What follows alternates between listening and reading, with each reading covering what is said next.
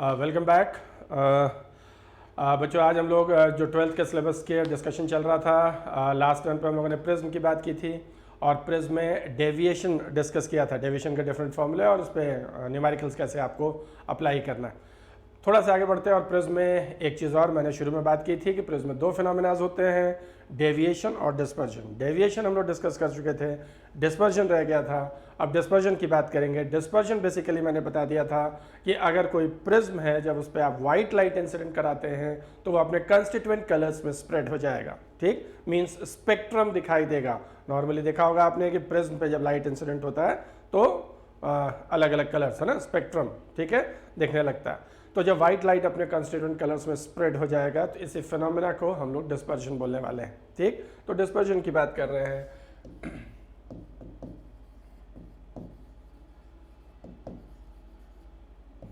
Dispersion देखिए, और dispersion भी जो हम लोग को स्टडी करना है वो dispersion in a thin prism. कैसे प्रिज्म है? थिन प्रिज्म में डिस्पर्जन को स्टडी करेंगे। थिन प्रिज्म में डिस्पर्जन को स्टडी करेंगे।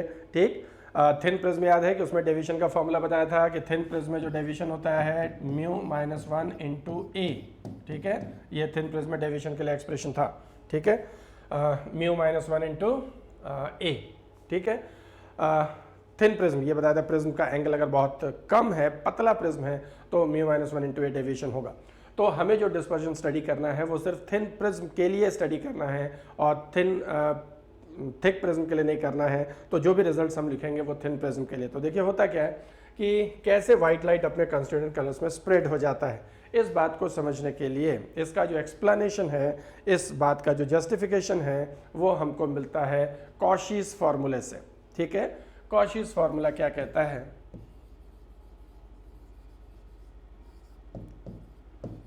Cauchy's formula,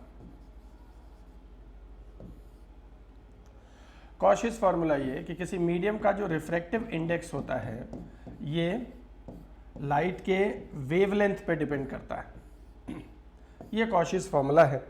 mu is equals to A plus B upon lambda square. A और बी जहाँ कोई कॉन्स्टेंट्स हैं और उसमें हम ज़्यादा इंटरेस्टेड नहीं है कि उन कॉन्स्टेंट्स की value medium to medium vary करता रहता है, अलग अलग मीडियम्स के लिए अलग अलग होता है, तो उसमें हम ज़्यादा इंटरेस्टेड नहीं है। ज़्यादा इंटरेस्टेड इसमें है, देखिए कि म्यू जो है रिफ्रैक्टिव इंडेक्स जो है वो लाइट के वेवलेंथ पे डिपेंड कर रहा है और वेवलेंथ जितना ज़्यादा होगा रिफ्रैक्टिव इंडेक्स मीडियम का कम होगा।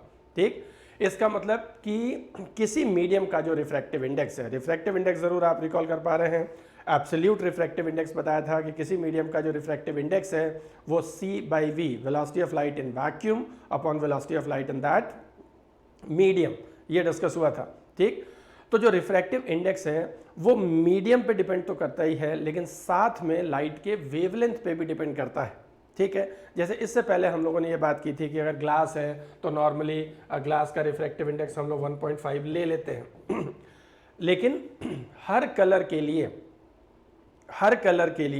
ग्लास का रिफ्रैक्टिव इंडेक्स 1.5 नहीं होगा, वो लाइट के वेवलेंथ पे भी डिपेंड करेगा। लेकिन जब हम लोग 1.5 लिख देते हैं तो ये एक तरह से मानते हैं एवरेज वैल्यू है, एवरेज वैल्यू है। ठीक है, इसमें रेड लाइट के लिए अलग रिफ्रैक्टिव इंडेक्स होगा, वॉयलेट के लिए अलग होगा, और जब उनका मीन ले लेते हैं तो उसे एवरेज बोलते हैं। तो जब हम लोग सिर्फ म्यू लिखते हैं तो वो एक तरह से एवरेज वैल्यू डिनोट करने की कोशिश करते हैं। तो कॉशी ने ये बताया कि लाइट किसी मीडियम का जो रिफ्रैक्टिव इंडेक्स है वो लाइट के वेवलेंथ पे डिपेंड करेगा। ठीक है, और एक तरह से आप देख रहे हैं कि लैम्डा नीचे है। ठीक है, एक इनवर्स टाइप का रिलेशन है। इसका मतलब लैम्डा हाई होगा, लाइट का वेवलेंथ जब ज़्यादा होगा तो उस मीडियम का रिफ्रैक्टिव इंडेक्स कम होगा। मीन्स रिफ्रैक्टिव इंडेक्स मटेरियल के साथ साथ वेवलेंथ पे भी डिपेंड करता है, वेवलेंथ की भी प्रॉपर्टी है। जैसे इस एक्सप्रेशन को, कॉशीज फॉर्मूला को देख के समझ में आ रहा है कि रेड कलर के लिए लैम्डा रेड, मतलब रेड कलर का जो वेवलेंथ है ये हम जानते हैं ये मैक्सिमम होता है, बताया था 4000 से 7000 एंगस्ट्रॉम ही विजिबल रेंज होता है, तो 7000 वाला ही रेड कलर था। ठीक है, तो वेवलेंथ रेड कलर के लिए मैक्सिमम है और रेड के लिए अगर वेवलेंथ मैक्सिमम है तो रिफ्रैक्टिव इंडेक्स मिनिमम होगा। देखिए म्यू ज़्यादा होगा, लैम्डा ज़्यादा होगा तो म्यू कम होगा, और वॉयलेट का वेवलेंथ मिनिमम होता है तो वॉयलेट का जो रिफ्रैक्टिव इंडेक्स होगा वो ऑब्वियसली मैक्सिमम होगा। ठीक है, है ना। इसका मतलब ये कि जैसे ग्लास की बात भी करें तो अगर रेड कलर के लिए रिफ्रैक्टिव इंडेक्स निकालेंगे तो वो 1.5 से कुछ कम आएगा, और वॉयलेट के लिए निकालेंगे तो वो 1.5 से कुछ ज़्यादा आएगा, ठीक। और जब हम दोनों का एवरेज ले लेते हैं तो वो कहते हैं वो उस पर्टिकुलर के लिए एवरेज वैल्यू हो गई, ठीक है। एवरेज के लिए या तो इन दोनों का ठीक है मैक्सिमम मिनिमम का एवरेज ले लिया जाता है, और या फिर जब हम स्पेक्ट्रम देखते हैं तो उसमें येलो कलर स्पेक्ट्रम के बीच में आता है, तो येलो कलर के लिए जो वेवलेंथ आएगा, ठीक, वो एवरेज हो जाएगा। जैसे आपने म्यू लिखा और या इसी को आप म्यू वाई लिख सकते हैं, म्यू वाई, ठीक। तो अगर कभी म्यू वाई लिखा है इसका मतलब refractive index for yellow colour, ठीक है, और वो एवरेज माना जाएगा। और अगर आप वाई ना भी लगाएं, सिर्फ म्यू भी लिखेंगे, आगे कुछ लिखेंगे नहीं रेड या वॉयलेट क्या है, तो वो एवरेज ही माना जाएगा, ठीक है। तो अगर एवरेज आपको लिखना है तो आप म्यू से डिनोट कर सकते हैं, ठीक है। तो येलो कलर के लिए जो रिफ्रैक्टिव इंडेक्स होगा वही एवरेज होगा, और ये ऐसे भी हो सकता है कि रेड और वॉयलेट का एवरेज निकाल लें, मतलब मैक्सिमम मिनिमम का एवरेज निकाल लें ये, ठीक है, या येलो कलर के लिए आप निकालें तो वही आता है, ठीक। तो ये क्वेश्चन ने बताया कि अलग अलग कलर्स के लिए, सेम मटेरियल के लिए, एक ही मटेरियल के लिए जब डिफरेंट कलर्स के लाइट इंसिडेंट होते हैं तो उनका रिफ्रैक्टिव इंडेक्स अलग अलग आ जाता है, वो वेवलेंथ पे डिपेंड करता है। तो अभी तक मैंने मोटे तौर पे इतना डिस्कशन किया बच्चों कि सबसे ज़्यादा वेवलेंथ रेड का होगा तो उसके लिए मीडियम का रिफ्रैक्टिव इंडेक्स मिनिमम होगा, और मिनिमम वेवलेंथ वॉयलेट के लिए होगा तो उसके लिए रिफ्रैक्टिव इंडेक्स मैक्सिमम होगा, ठीक है। हाँ, अब जब हम बात डेविएशन की करेंगे तो यहाँ देखिए डेविएशन का जो एक्सप्रेशन था del is equals to mu minus 1 into A, ठीक। देखिए अगर आपने कोई प्रिज्म लिया तो इस प्रिज्म के लिए ए तो फिक्स है, प्रिज्म आपने फिक्स कर लिया तो इसका मतलब एंगल तो चेंज होना नहीं है, और उस पर आपने वाइट लाइट इंसिडेंट कराया, तो वाइट लाइट में तो सारे कलर्स हैं, ठीक, रेड भी है, वॉयलेट भी है, ठीक है, येलो भी है, सारे कलर्स हैं, ठीक है, विबग्योर के हिसाब से। और जब आप वाइट लाइट इंसिडेंट कराएंगे तो सबके लिए म्यू अलग अलग होगा, और म्यू सबसे ज़्यादा किसके लिए होगा, वॉयलेट, और म्यू जिसके लिए सबसे ज़्यादा होगा उसके लिए डेविएशन ज़्यादा होगा। इसका मतलब वॉयलेट कलर मैक्सिमम डेविएट होगा और रेड कलर मिनिमम डेविएट होगा क्योंकि उसके लिए म्यू कम, ठीक। और रेड कलर अगर मिनिमम डेविएट होगा, ठीक है, तो रेड कलर का डेविएशन कम, वॉयलेट का ज़्यादा, तो सारे कलर्स अलग अलग डायरेक्शन में निकलेंगे, और वाइट लाइट जब उस प्रिज्म को क्रॉस करेगा तो वो सारे कलर्स आप अलग अलग देख पाएंगे, एक स्पेक्ट्रम बन जाएगा अगर आप स्क्रीन रखेंगे तो, ठीक है। और इसी फिनोमेना को आप डिस्पर्जन बोल रहे हैं, ठीक। तो डिस्पर्जन का एक्सप्लेनेशन मिलता है कॉशियस फार्मूला से, ठीक। अब मैं यही बात शो कर दूं तो यहाँ पर आप समझ पा रहे हैं कि डेविएशन किसका, वॉयलेट का डेविएशन क्या होगा, मैक्सिमम होगा, क्योंकि वॉयलेट के लिए म्यू मैक्सिमम है, और रेड का जो डेविएशन होगा वो मिनिमम होगा। क्लियर है, ठीक। वॉयलेट का डेविएशन मैक्सिमम और रेड का डेविएशन मिनिमम। अब देखिए इसी बात को मैं शो कर दूं कि अगर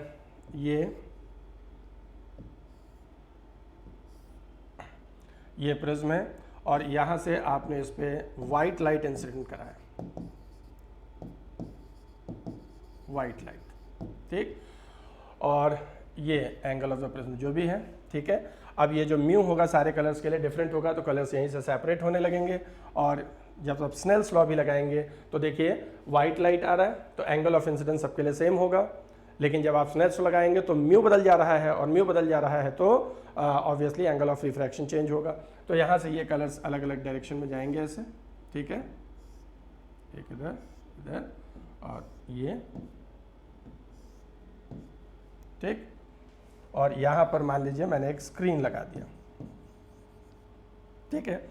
अब यहाँ देखिए सबसे ज़्यादा डेविएशन किसका होगा, अभी आपने बात की थी कि मैक्सिमम डेविएशन किसका होगा, तो मैक्सिमम डेविएशन होगा वॉयलेट कलर का, मिनिमम किसका होगा, रेड का, ठीक है। तो वॉयलेट कलर सबसे ज़्यादा डेविएट होगा, जैसे यहाँ पर आप देखिए कि यहाँ पर क्या होगा, यहाँ पर ये वॉयलेट कलर होगा, ये वॉयलेट कलर होगा, और सबसे कम डेविएशन किसका होगा, रेड। तो यहाँ पर कौन सा होगा, ये सबसे ऊपर वाला कौन सा है, ये रेड, ठीक है ना। और इसमें देखिए यहाँ वॉयलेट, ठीक, और फिर इंडिगो, ठीक है, Indigo, blue, green, yellow, orange और रेड, सबसे ऊपर रेड। तो रेड कलर मैक्सिमम डेविएट होगा। तो यहाँ से आपने व्हाइट लाइट इंसिडेंट कराया और प्रिज्म को पास करते ही क्या हो गया, व्हाइट कलर अपने कंस्टिट्यूएंट कलर्स में स्प्रेड हो गया और इस स्क्रीन पर आपको सारे कलर्स दिखाई देंगे, स्पेक्ट्रम दिखाई देगा। तो व्हाइट लाइट अपने कंस्टिट्यूएंट कलर्स में स्प्रेड हो गया, इसी फिनोमेना को आप डिस्पर्जन बोल रहे हैं। क्यों हुआ? क्योंकि डिफरेंट कलर्स के लिए रिफ्रैक्टिव इंडेक्स डिफरेंट है, ठीक, और रिफ्रैक्टिव इंडेक्स डिफरेंट है तो डेविएशन डिफरेंट होगा, और डेविएशन डिफरेंट होगा तो वो अलग अलग डायरेक्शंस में आपको दिखाई देंगे। यहाँ पर आप देख पा रहे हैं कि हमारा जो रे ऑफ लाइट है व्हाइट लाइट, ये ऐसे जाना चाह रहा था, ठीक, लेकिन प्रिज्म में 2 बार रिफ्रैक्शन होने की वजह से, प्रिज्म से हम लोग थोड़ा फेमिलियर हो गए, 2 प्लेन सर्फेसेस से रिफ्रैक्शन होता है ना, लास्ट लेक्चर पे भी डिस्कस हुआ था। तो ये जब ऐसे डेविएट हो रहा है तो यहाँ देखिए इंसिडेंट रे ये है, अगर मैं वॉलेट की बात करूँ तो इसको एक्सटेंड कर लूँ, ठीक है, तो ये वाला इतना एंगल, ठीक, ये इंसिडेंट रे, ये वॉलेट यहाँ जा रहा है और ये जो एंगल होगा ये डेविएशन ऑफ वॉलेट हो गया, और रेड को आगे बढ़ा लें, ठीक, तो ये डेविएशन ऑफ रेड हो गया, ठीक है। इंसिडेंट रे दोनों के लिए सेम है, तो आप देख पा रहे हैं कि वॉलेट रे ज़्यादा डेविएट हो गया है, इतना घूम गया है, रेड कम डेविएट हुआ है, रेड कलर लीस्ट डेविएट होगा, ठीक है, तो deviation of wallet, deviation of red, ठीक है ना, और ये स्पेक्ट्रम फॉर्म हो जाएगा। यहाँ पर वर्ड्स कुछ आते हैं बच्चों, बेसिक कुछ टर्मिनोलॉजी देख लें। एंगुलर डिस्पर्जन, इसको थीटा से डिनोट करते हैं, तो angular dispersion theta, angular dispersion is defined as the difference of deviation of violet and deviation of red. Maximum deviation किसका है? वॉलेट का, तो वॉलेट के डेविएशन में से अगर रेड के डेविएशन को माइनस कर देंगे, ठीक, तो यही एंगुलर डिस्पर्जन बोला जाएगा, ठीक है, deviation of wallet minus deviation of red, ठीक। और यहाँ देखिए वॉलेट के डेविएशन में से अगर रेड का डेविएशन माइनस कर दूं तो ये वाला एंगल आने वाला है, ये वाला एंगल आने वाला है थीटा, ठीक है, ये एंगल थीटा हो जाएगा। इसका मतलब आप देख रहे हैं कि जब स्पेक्ट्रम फॉर्म होगा तो वॉलेट और रेड को अगर हम लें, स्पेक्ट्रम कितना चौड़ा बन रहा है और उसे, है ना, प्रिज्म पर वो कितना एंगल सबटेंड कर रहा है, ये स्पेक्ट्रम प्रिज्म पे जो एंगल सबटेंड करेगा वही एंगुलर डिस्पर्जन है।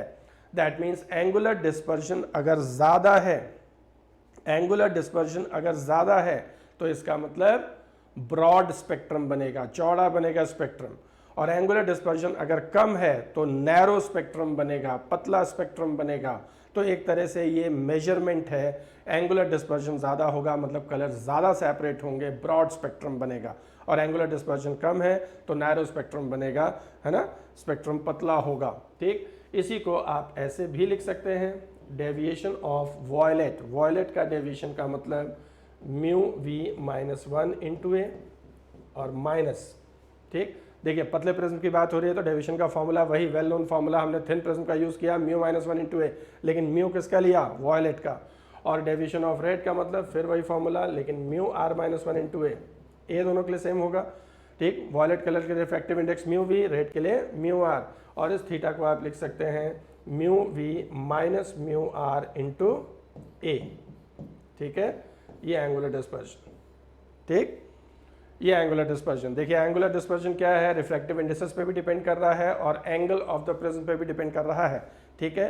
तो प्रिज्म का एंगल ज़्यादा होगा तो एंगुलर डिस्पर्जन ज़्यादा होगा, मतलब जितना पतला प्रिज्म होगा स्पेक्ट्रम पतला बनेगा, और जितना ज़्यादा एंगल बढ़ाते जाएंगे स्पेक्ट्रम उतना चौड़ा बनेगा, ठीक है।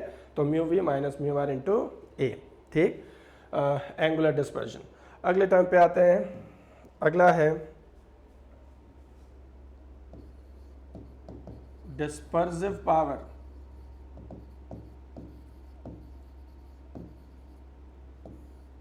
डिस्पर्सिव पावर को ओमेगा से डिनोट करते हैं।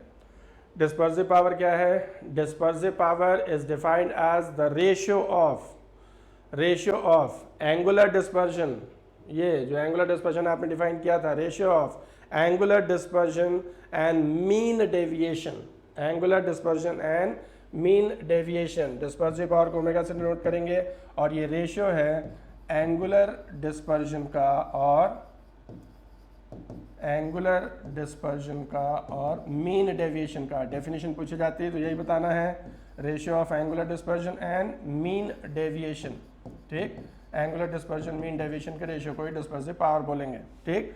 और यहाँ एंगुलर डिस्पर्जन मीन्स थीटा और मीन डेविएशन, मीन डेविएशन का मतलब आप समझ पा रहे हैं, मीन डेविएशन मीन्स ये मीन लगा है। तो अभी आपने देखा कि अलग अलग कलर्स का अलग अलग डेविएशन होगा, रेड का सबसे कम होगा, वॉयलेट का सबसे ज़्यादा होगा, ठीक। यहाँ मीन डेविएशन लिखा है, मीन डेविएशन का मतलब डेविएशन ऑफ येलो कलर या डेविएशन ऑफ येलो कलर, और या फिर जो मैक्सिमम मिनिमम वॉयलेट और रेड का डेविएशन उसका एवरेज, ठीक है ना।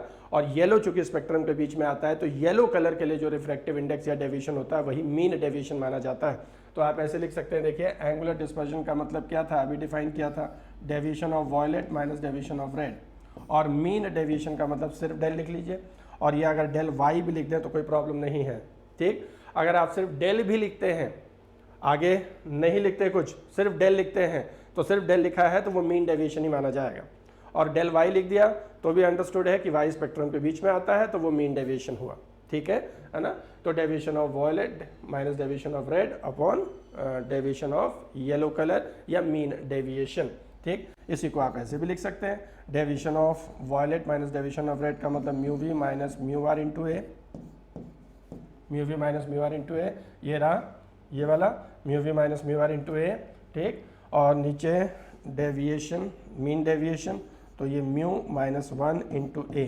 अब यहाँ म्यू में वाई भी लगा सकते हैं, ये लो कोई प्रॉब्लम नहीं है, या ऐसे भी लिख सकते हैं, ठीक। ये तो एंगुलर डिस्पर्जन आप देख रहे हैं कि एंगुलर डिस्पर्जन आप देख रहे हैं, हाँ, डिस्पर्सिव पावर आ गया mu we minus mu r upon mu minus 1, ये डिस्पर्सिव पावर हुआ, ठीक। ये डिस्पर्सिव पावर जो है it is the property of material, ये मटेरियल की प्रॉपर्टी है, प्रिज्म की नहीं, ठीक। ए पे डिपेंड नहीं कर रहा है। देखिए एंगुलर डिस्पर्जन की बात करें तो एंगुलर डिस्पर्जन ए पे डिपेंड करता है, ठीक। मतलब अगर दो प्रिज्म सेम मटेरियल के हैं तो एंगल दोनों का अलग अलग हो सकता है, तो उनका डिस्पर्सिव एंगुलर डिस्पर्जन अलग अलग होगा। लेकिन जब डिस्पर्सिव पावर की बात करते हैं तो डिस्पर्सिव पावर में ए कैंसिल हो गया और ये सिर्फ मटेरियल पे डिपेंड कर रहा है, ठीक है। इसका मतलब ये मटेरियल की प्रॉपर्टी, मतलब दो प्रिज्म अगर सेम मटेरियल के, ऐसा कहा जाता है कि सेम मटेरियल के हैं, तो इसका मतलब उनका डिस्पर्सिव पावर सेम होगा, ठीक। एंगुलर डिस्पर्जन अलग हो सकता है लेकिन डिस्पर्सिव पावर, नाम से भी क्लियर हो रहा होगा बच्चों कि डिस्पर्सिव पावर का मतलब क्या, डिस्पर्सिव पावर का मतलब क्या कि कलर्स को डिस्पर्स करने की, कलर्स को फैलाने की पावर। तो जिस मटेरियल के पास कलर्स को स्प्रेड करने की पावर ज़्यादा होगी उसका डिस्पर्सिव पावर ज़्यादा होगा, और जो कलर्स को कम स्प्रेड करेगा, डिस्पर्स करेगा, उसका डिस्पर्सिव पावर कम होगा। तो जो मटेरियल का डिस्पर्सिव पावर ज़्यादा है मतलब वो ज़्यादा चौड़ा स्पेक्ट्रम बनाएगा, ज़्यादा डिस्पर्स करेगा, और डिस्पर्सिव पावर कम है तो कम बनाएगा। इसी को आप ऐसे भी लिख सकते हैं डिस्पर्सिव पावर को, यहाँ देखिए mu we minus mu r, मतलब ये डिफरेंस ऑफ रिफ्रैक्टिव इंडेक्स है तो इसे डेल्टा म्यू लिख सकते हैं, और जब डिफरेंस छोटा होता है तो हम डी म्यू लिखने लगते हैं, डी म्यू, ठीक। और यहाँ म्यू माइनस 1 इंटू ए, ठीक है। हाँ, तो यहाँ पर जो चेंजेस होंगे वो बहुत छोटे ही होते हैं, बहुत ज़्यादा नहीं चेंज होता है ना, बहुत थोड़ा माइनर चेंजेस होते हैं और उसी से वो स्पेक्ट्रम दिखाई देता है। तो डिस्पर्सिव पावर को आप ऐसे भी लिख सकते हैं D mu upon mu minus 1। ये ज़रूर आप याद रखिएगा, ये आगे भी ज़रूरत पड़ने वाली है, ख़ास तौर से जब लेंसेज के एक्रोमेटिक डबलेट वगैरह की बात करेंगे, ठीक। तो डिस्पर्सिव पावर फिर से आपसे वहाँ पूछा जाएगा, ठीक, कि कैसे एक्रोमेटिक डबलेट बनाया जाता है, ठीक है। इतनी बात हो गई। अभी तक हमने एंगुलर डिस्पर्जन डिफाइन कर दिया, डिस्पर्सिव पावर की बात हो गई। Dispersive power is the ratio of angular dispersion over mean deviation, ठीक है। आगे देखिए, अब प्रिज्म में जब लाइट इंसिडेंट होगा तो दोनों चीज़ें होंगी, ठीक। पहली चीज़ कि लाइट डेविएट भी होगा और लाइट डिस्पर्स भी होगा, है ना। हाँ, लेकिन अगर इन दोनों में किसी फिनोमिना को आप रोकना चाहते हैं, ठीक, तो दोनों में कोई भी फिनोमिना रोकना चाहते हैं तो एक सिंगल प्रिज्म में ऐसा पॉसिबल नहीं है। सिंगल प्रिज्म पे लाइट को इंसिडेंट कराएंगे तो वो मुड़ेगा भी, डेविएट भी होगा, और वाइट लाइट है तो स्पेक्ट्रम भी बनेगा। लेकिन अगर किसी एक फिनोमिना को रोकना चाहते हैं, मतलब हम चाहते हैं डेविएशन ना हो या हम चाहते हैं डिस्पर्जन ना हो, तो एक प्रिज्म से काम तो नहीं बनेगा। हाँ, अगर हम एक की बजाय दो प्रिज्म इस्तेमाल करने लगे, दो प्रिज्म के कॉम्बिनेशन को यूज़ करने लगे, तो ऐसा हो सकता है, ठीक। तो कॉम्बिनेशन ऑफ प्रिज्म की बात आती है, तो यहाँ देख लेते हैं और दो केसेस इसमें स्टडी करेंगे। तो यहाँ देखिए, combination of prism, combination of prism. जैसे एक प्रिज्म ऐसा लिया और दूसरा प्रिज्म ऐसे लिया, देख रहे हैं एक प्रिज्म सीधा रखा है और एक प्रिज्म उल्टा रखा है। इस प्रिज्म का एंगल ए और इस प्रिज्म का एंगल ए डैश, ठीक। प्रिज्म कॉम्बिनेशन, दो प्रिज्म लेंगे, एक सीधा और दूसरा ऐसे उल्टा, ठीक है। तो जब भी आप दो केसेस हम लोग पढ़ेंगे और दो केसेस वही कि अगर हम डेविएशन या डिस्पर्जन को एक फिनोमेना रोकना चाहते हैं तो दोनों केसेस में ऐसा होता है कि एक सीधा प्रिज्म रखेंगे और एक उल्टा प्रिज्म रखेंगे, ठीक है। तो ये एंगल ए, ये ए डैश, ठीक। और दोनों अलग अलग मटेरियल के हैं, तो इसका रिफ्रैक्टिव इंडेक्स म्यू और इसका रिफ्रैक्टिव इंडेक्स म्यू डैश। यहाँ ये बात क्लियर है। अगर मैंने म्यू लिखा है तो इसका मतलब ये मीन रिफ्रैक्टिव इंडेक्स है। येलो कलर का, रेड का अलग होगा, वॉयलेट का अलग होगा। तो जब रेड वॉयलेट की जरूरत होगी तो म्यू आर म्यू, है ना, वी लिखेंगे। और यहाँ पर भी देखिए म्यू डैश, ये भी मीन है और इसमें भी रेड वॉयलेट का अलग होगा। कहने का मतलब पहले प्रिज्म से जो रिलेटेड क्वांटिटीज हैं, angle A refractive index mu, और दूसरे प्रिज्म में डैश लगा के लिखेंगे angle A dash refractive index dash, red का लिखेंगे तो म्यू आर डैश, ठीक है। हाँ, अब इसमें अगर आपने लाइट को इंसिडेंट कराया ऐसे, तो वो पहले प्रिज्म से पास करेगा, फिर दूसरे प्रिज्म से पास करेगा और बाहर निकलेगा, ठीक है। तो अगर आपसे ये पूछा जाए कि नेट डेविएशन कितना हुआ, नेट डेविएशन मतलब फाइनली जब हमारा रे ऑफ लाइट दोनों प्रिज्म को क्रॉस कर जाएगा, दोनों से बाहर निकल जाएगा, तो नेट डेविएशन क्या होने वाला है, ठीक है। तो इससे पहले भी मैंने बताया था कि भाई अगर दो प्रिज्म इस्तेमाल कर रहे हो, ठीक है ना, या दो मिरर इस्तेमाल करते हो और नेट डेविएशन पूछा जाता है तो इकट्ठे पूरा नहीं करना, अलग अलग डेविएशन दोनों का निकाल के प्लस कर लीजिए। तो ये बताइए पहला वाला जो नेट डेविएशन होगा, नेट डेविएशन वो पहला वाला प्रिज्म जो डेविएट करेगा और दूसरा जो डेविएट करेगा, दोनों का सम डेल्टा 1 प्लस डेल्टा 2, ठीक। और डेल्टा वन पहला प्रिज्म जो डेविएट करेगा वो म्यू माइनस 1 इंटू ए और दूसरा जो डेविएट करेगा वो म्यू डैश माइनस 1 इंटू ए डैश, ठीक। ये नेट डेविएशन हुआ, से दिस इज इक्वेशन फर्स्ट, ये नेट डेविएशन हुआ, ठीक। अब ये देखिए नेट डेविएशन अगर कोई बोल रहा है तो वो मीन डेविएशन ही है, मतलब येलो कलर के लिए ही है। तो यहाँ भी आपने लिखा तो ये डेल्टा 1 मीन डेविएशन है पहले का और ये मीन डेविएशन है दूसरे का, और ये नेट डेविएशन इतना होगा दोनों प्रिज्म से मिलाकर। और अगर नेट एंगुलर डिस्पर्जन की बात की जाए, नेट एंगुलर डिस्पर्जन, तो नेट एंगुलर डिस्पर्जन थीटा का मतलब थीटा 1 प्लस थीटा 2, ठीक है। पहला प्रिज्म जितना एंगुलर डिस्पर्जन क्रिएट करेगा, दूसरा कितना करेगा, दोनों का सम, जैसे डेविएशन में दोनों का सम कर दिया। अब दो प्रिज्म है, ठीक। तो ये देखिए पहले वाले के लिए एंगुलर डिस्पर्जन का फॉर्मूला याद आ रहा है, ये था एंगुलर डिस्पर्जन, ये mu we minus mu are into A, ठीक ना। तो यहाँ पे लिख देते हैं mu we minus mu are into A और प्लस ये दूसरे से, अब दूसरे से लिखेंगे तो mu dash we minus mu dash are into A dash, ठीक। ये और इसको कह दीजिए, ये मान लीजिए इक्वेशन नंबर 2, ठीक है। तो अगर दो प्रिज्म आपने कॉम्बिनेशन में यूज़ किए एक के बाद एक, तो दोनों से अगर रे ऑफ लाइट जाएगा तो वो कुछ डेविएट भी होगा, तो नेट डेविएशन ऊपर लिखा हुआ है जो इक्वेशन 1 रिप्रेजेंट कर रहा है, और नेट एंगुलर डिस्पर्जन ये नीचे वाला इक्वेशन रिप्रेजेंट कर रहा है ना, इक्वेशन 2, ठीक। अब अगर हम इनमें से कोई एक फिनोमेना रोकना चाहते हैं, मतलब हम ऐसा चाहते हैं कि रे ऑफ लाइट जाए तो लेकिन वो डेविएट ना हो, ठीक, डिस्पर्स भले हो, मतलब स्पेक्ट्रम बने, वाइट लाइट भेजे तो स्पेक्ट्रम जरूर बने दोनों से निकलने के बाद, लेकिन डेविएट ना हो, ठीक। तो पहला केस होगा कि डिस्पर्जन विदाउट डेविएशन, डिस्पर्जन तो हो डेविएशन ना हो, तो यही मैंने बोला दो केसेस। तो कॉम्बिनेशन में बच्चों ज़्यादा कॉम्प्लिकेशन नहीं आता, ठीक, बस बेसिक टर्म्स याद रखिए और दो ही केसेस बनते हैं। और जब भी एग्जाम्स में क्वेश्चन दिखाई दिए तो उसमें सीधे फॉर्मूले पर बेस्ड वर्किंग ही दिखाई दिया, कुछ नया नहीं, ठीक। तो बस ये आपने एक बार सेक्शन देखा है तो फॉर्म, और मुझे लगता है इनमें कुछ याद करने जैसा भी नहीं है, दो हैं, दोनों प्लस कर लिया और आगे देखिए बस दोनों केसेस को फाइनली आप देख लीजिए और समझ लीजिए। पहला case number first, for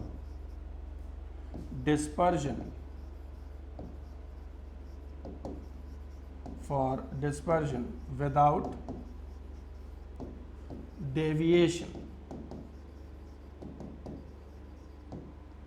for dispersion without deviation, मतलब हम चाहते हैं डिस्पर्जन तो हो लेकिन डेविएशन ना हो।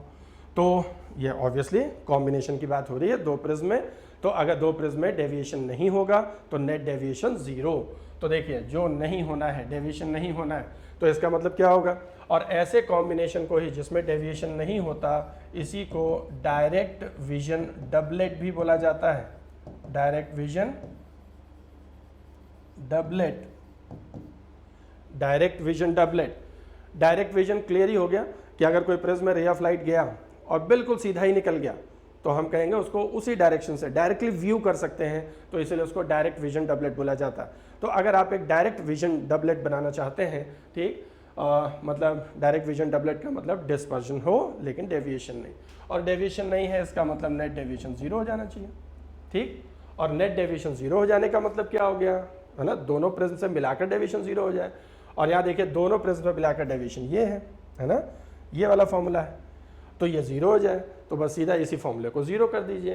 तो डेविएशन क्या था, net mu minus 1 into A, ये पहले प्रिज्म से था, और म्यू डैश माइनस 1 इंटू ए डैश ये दूसरे प्रिज्म था, और यही 0 हो जाए। और यहाँ से अगर आप ए डैश की वैल्यू निकालेंगे तो माइनस म्यू माइनस 1 इंटू ए अपॉन म्यू डैश माइनस 1, ठीक है, ये एंगल, ठीक।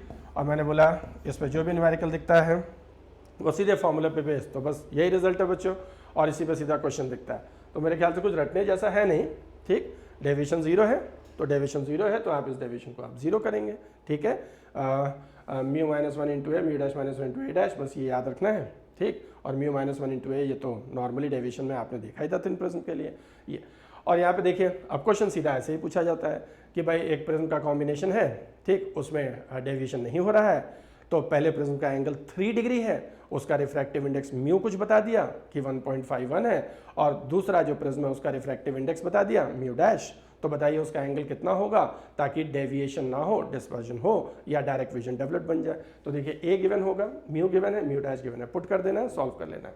और जब भी आप सॉल्व करेंगे तो ये माइनस साइन लगा हुआ है, आंसर नेगेटिव आएगा, और नेगेटिव आंसर इसी बात को डिनोट करेगा कि एक प्रिज्म सीधा रखेंगे तो दूसरा प्रिज्म उल्टा रखेंगे, ठीक है, तो नेगेटिव ही आएगा हमेशा, और वो इस बात को डिनोट करता है, ठीक। तो एक सीधा और एक उल्टा। अगर आप डेविएशन रोकना चाहते हैं तो मतलब सिचुएशन ये कि एक रे ऑफ लाइट को, मतलब जब रे ऑफ लाइट आए तो एक रे ऑफ लाइट को पहला प्रिज्म इधर मोड़े, तो दूसरा चूंकि उल्टा लगा दिया तो वो दूसरी तरफ मोड़ दे, मतलब एक ने 30 डिग्री, हमारा रे ऐसे आ रहा है, एक ने 30 डिग्री इधर घुमा दिया, तो जब दूसरे प्रिज्म से पास करे तो वो 30 डिग्री फिर वहीं घुमा दे, तो हमारा रे ऑफ लाइट सीधा चला जाएगा जैसे आएगा, इंसिडेंट रे इमर्जेंट रे एकदम पैरेलल, ठीक। तो ये पहला केस हुआ फॉर डिस्पर्जन विदाउट डेविएशन, ठीक है।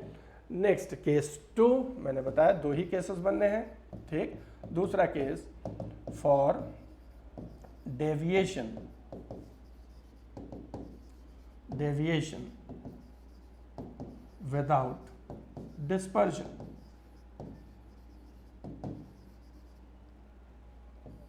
For deviation without dispersion.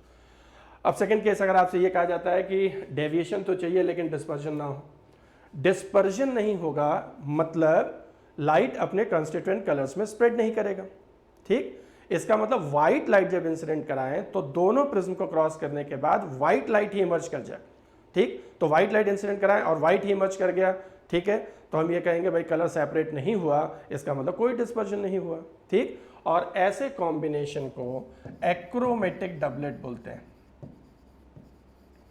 Achromatic doublet. Doublet इसलिए क्योंकि 2 प्रिज्म इस्तेमाल करें इसलिए डबलेट, और एक्रोमेटिक, क्रोमेटिक का उल्टा, उसका एंटोनिम, क्रोमेटिक कलर्स के लिए यूज करते हैं वर्ड, एक्रोमेटिक मतलब जिसमें कलर सेपरेट नहीं होंगे, तो एक्रोमेटिक डबलेट। लेंसेज में भी आपको एक्रोमेटिक डबलेट पढ़ने को मिलेगा, है ना, क्रोमेटिक एबरेशन के समय, तो एक्रोमेटिक डबलेट भी बोलते हैं इसको। अब यहाँ पे देखिए क्या चाहिए, डिस्पर्जन नहीं होना चाहिए, इसका मतलब कि नेट एंगुलर डिस्पर्जन 0 हो जाए, और नेट एंगुलर डिस्पर्जन 0 हो जाएगा, इसका मतलब यहाँ से देखिए नेट एंगुलर डिस्पर्जन ये था, ये, ठीक, और इसी को 0 कर देना है, ठीक है। और इसको अगर आप 0 कर देंगे तो ये mu we minus mu are into A और plus mu dash we minus mu dash are into A dash is equals to 0, ठीक। और यहाँ से अगर आप ए डैश की वैल्यू निकाल लें तो again minus mu we minus mu are into a over mu dash we minus mu dash r, ठीक है, ये आ जाएगा। तो ये सेकंड रिजल्ट हो गया। तो अगर ये कहता है डिस्पर्जन रोकना है तो ये रिजल्ट, ठीक। और इसमें भी जब क्वेश्चन पूछा जाएगा तो देखिए ये सारी वैल्यूज आपको गिवन होंगी। जैसे एक प्रिज्म दे दिया, एंगल उसका 3 डिग्रीज है, वो क्राउन ग्लास का बना हुआ है, दूसरा जो है वो फ्लिंट ग्लास का बना हुआ है, और पहले प्रिज्म में रेड कलर के लिए और वॉयलेट कलर के लिए दोनों का रिफ्रैक्टिव इंडेक्स दिया जाएगा, और दूसरे प्रिज्म में भी रेड और वॉयलेट का दोनों का रिफ्रैक्टिव इंडेक्स दिया जाएगा। ये ठीक पुट करेंगे, आंसर फिर नेगेटिव ही आएगा, और नेगेटिव आएगा इसका मतलब प्रिज्म उल्टा ही रखना है। तो दोनों केसेस में प्रिज्म उल्टा ही रखना है, एक सीधा एक उल्टा, ठीक है। तो पहले केस में डायरेक्ट विजन डबलेट बनता है, और दूसरे केस में जिसमें पहले केस में जिसमें डेविएशन रोका जाता है, सिर्फ डिस्पर्जन चाहिए, ठीक। और दूसरे केस में जिसमें डिस्पर्जन रोकना है, ठीक, कलर सेपरेट ना हो, वाइट लाइट की तरह से चला जाए, तो उसको एक्रोमेटिक डबलेट बोलते हैं, ठीक है ना। ये कॉम्बिनेशन ऑफ प्रिज्म था। एक सिंगल प्रिज्म में दोनों काम होगा, डिस्पर्जन भी डेविएशन भी। सिंगल प्रिज्म में आप किसी फिनोमेना को रोक नहीं सकते, अगर किसी को रोकना है तो प्रिज्म कॉम्बिनेशन पे आना है, ठीक है। चलिए बच्चों, तो इतनी बात हो गई प्रिज्म की स्टडी कंप्लीट हो गई। हाँ, प्रिज्म के कुछ क्वेश्चंस आपको टोटल इंटरनल रिफ्लेक्शन से रिलेटेड भी दिखाई देते हैं, तो कुछ प्रिज्म का जो पार्ट है, कुछ न्यूमेरिकल्स है, वो आपको टोटल इंटरनल रिफ्लेक्शन में भी दिखाई देगा। आज के लिए इतना ही। नेक्स्ट टर्न पे हम लोग इसके आगे बढ़ेंगे और नेक्स्ट फिनोमेना डिस्कस करेंगे, टोटल इंटरनल रिफ्लेक्शन। ये प्लेन सर्फेसेस का लास्ट फिनोमेना होगा, उसके बाद हम लोग कर्व सर्फेसेस पे आएंगे। Thank you.